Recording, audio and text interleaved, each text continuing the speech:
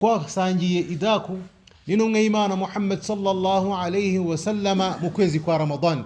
Kundaga kubara iminota n'amasaha bagendeye kuri aya za Qur'an. Ti adhan nidaku habaga harimo intera cyangwa se umwanya nk'umuntu yasomamo aya zo muri Qur'an 50.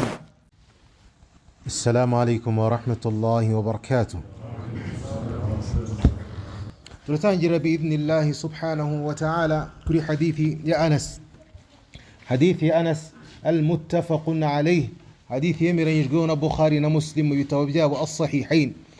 قال عن أنس رضي الله عنه قال رسول الله صلى الله عليه وسلم الإمام محمد صلى الله عليه وسلم يرفزي إتي تسحروا فإن في السحور بركة.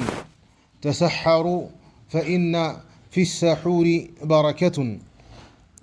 ati muje mufata idaku kubera yuko muri biriya bintu abantu bafata kudaku biriya byo kurya byo kudaku bibamo imigisha. والسحور مشروع للمسلمين أن يتسحروا حتى يتقوا به على طاعة الله.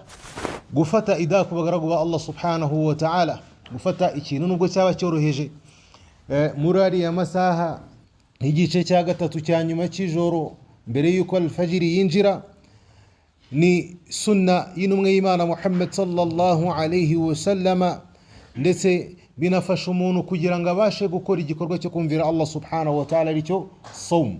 Wallahu ta'ala a'la wa a'lamu.